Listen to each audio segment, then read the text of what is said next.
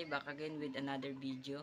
So, ngayon nga mga sir, no, pagka tingin ko sa notification ko, daming nagtanong nung sinound check natin yung Ace EC2005N, Johnson Mars Max at isang mixer. So, paano ba daw yung connection nila?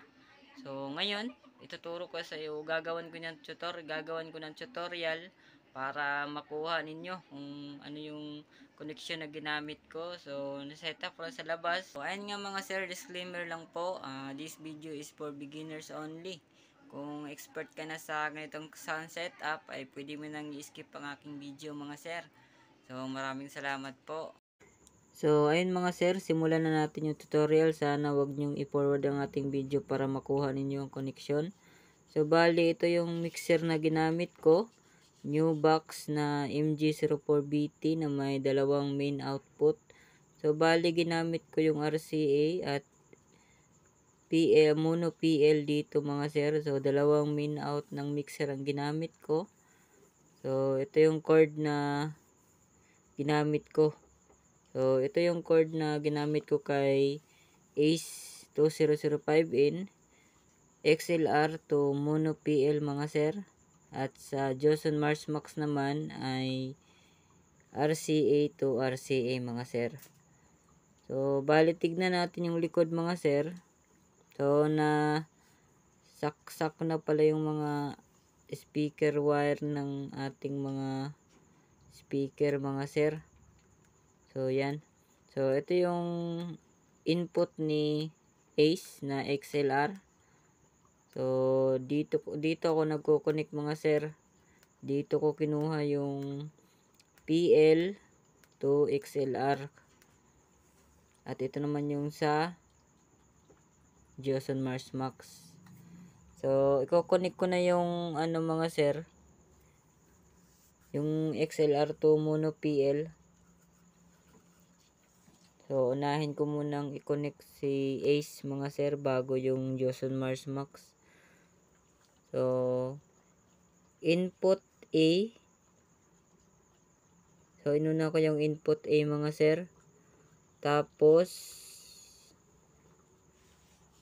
sinaksak ko sa left. Tapos, yung isa naman mga sir ay input B. So, sinaksak ko sa rin mga sir sa right. So, sana wag nyong i-forward mga sir para masundan niyo yung connection nito. So, yan. Tapos, so, ayan yung connection ng ating Ace mga sir. So, susunod naman natin si Johnson Mars Max. Dahil integrated amp itong si Johnson Mars Max ay gumamit ako ng RCA to RCA. So, ito siya mga sir. So, makikita may color coding naman dyan mga sir. Pula at saka puti. So, puti sa puti lang yan mga sir at pula sa pula. Bali, kung saan nakaselect yung integrated amp nyo mga sir ay doon nyo isasaksak. Sa akin kasi mga sir ay sa DVD nakaselect yung integrated amp ko. Kaya dito ako nagsaksak sa DVD mga sir. So, ganun lang kadali mga sir. Pula sa pula, puti sa puti. Tapos dyan mga sir, kung wala naman kayong XLR to mono PL, pwede rin namang mono PL to mono PL mga sir. So, pwede rin isaksak dyan sa ibaba. So, paalala lang mga sir, walang output si Ace. Dahil may nagtanong kasi paano daw yung connection ni Ace papuntang concert na 502. So, wala pong output si Ace mga sir. Input lang po ang meron siya. So, yan na yung connection natin mga sir. So, napakadali lang naman. At sana nasundan ninyo.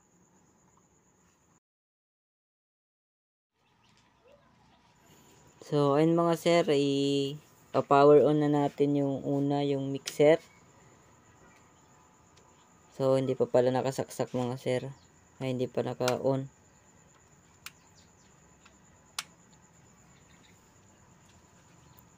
So, So, magpi-play lang ako ng mga dalawang kanta mga sir dahil kanina pa kasi ako nagpapa-sound check. So, di ko lang na-videohan mga sir. So, ayan. Naka-power on na rin yung Joson Mars Max at saka si Ace. Bali yung settings ko mga sir ay yung main volume ng Ace ko ay nasa 1 o'clock. Tapos yung channel B ay naka 2 o'clock po. At yung channel A ay naka 2 o'clock din. So yung bass naka 12 o'clock lang at saka treble. So kung gusto niyo walang bass, walang vocal na lumalabas, pwede niyo i-zero yung treble mga sir. So ito naman si Joson Mars Max. Yung volume ko nito mga sir ay nasa 14 to 16 lang. Tapos ito yung settings ko sa mixer. Yung low ay nasa 12 o'clock, yung mid nasa 12 o'clock, yung high nasa 12 o'clock, at yung gain ay nasa 12 o'clock lang din. So flash drive yung gagamitin ko mga sir dahil wala pa akong isang cellphone, wala akong nahiraman.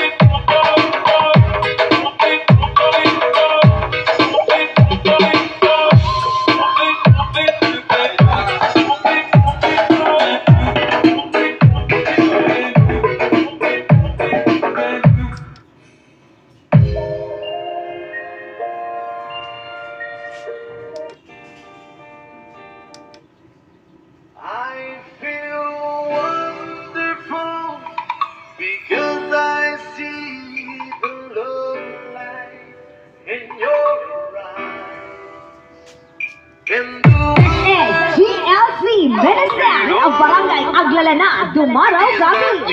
DJ Yang Yang Remix.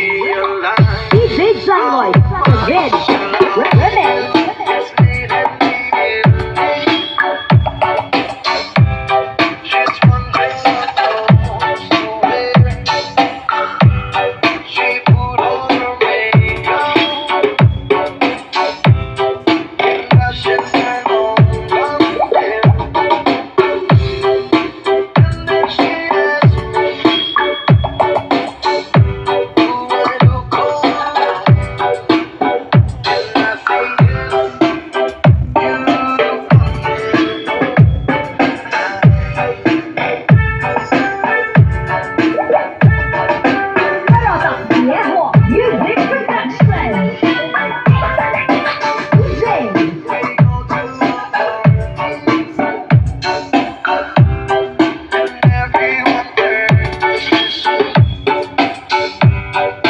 Beautiful.